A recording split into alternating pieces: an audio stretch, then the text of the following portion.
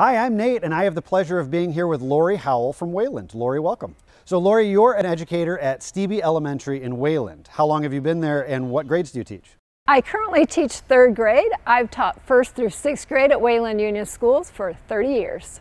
So your class dives into the water cycle. Tell us about that. Yes, we do. We start by reading the book, The Magic School Bus at the Waterworks, and read other small books about our water supply. Simultaneously, we visit City Hall, and City Councilwoman Jennifer Antel teaches us about the role of local government in keeping our water safe. After that, we visit the wastewater treatment ponds with the wastewater superintendent, Ben Batchelder, and learn how the water flows from one spot to another. And we also visit the Shaendorf Dairy Farms. 1/5 of the milk at Myers comes from the Shaendorf Dairy Farms. And we learned about how they make sure the animal waste and the fertilizers and pesticides don't get into our local water supply.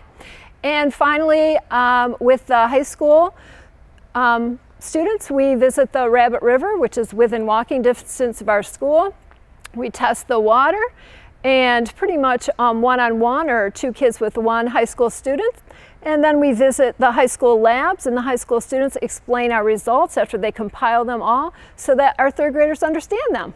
So it sounds like your classroom is abuzz with other studies as well. Tell us how your students can be successful in STEAM. We start by reading a collection of books, and the students have to learn in third grade how to take notes. So at first I do it right with them, then they do it with a partner, and then eventually on their own.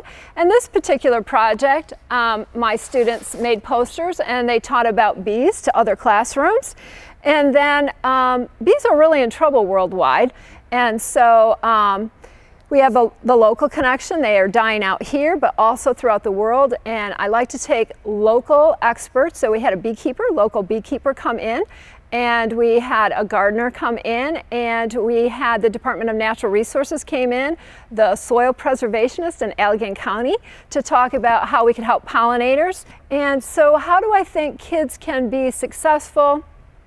I think you have to have projects that reach their hearts and souls and minds. It involves the entire community. The kids are visible in the community, talking to experts. They're well behaved, and the experts we're learning from in the community. So it's just a really nice circle, if you will. What inspires you when you're teaching kids? I want children to be super excited to learn. I want to capture all of them, caring about children, caring about our environment and our whole world, and the people in it is my inspiration. Well, Lori, we've appreciated you joining us today so we get to know you better. Congratulations on being awarded an Educator Excellence Award here tonight. I really appreciate it.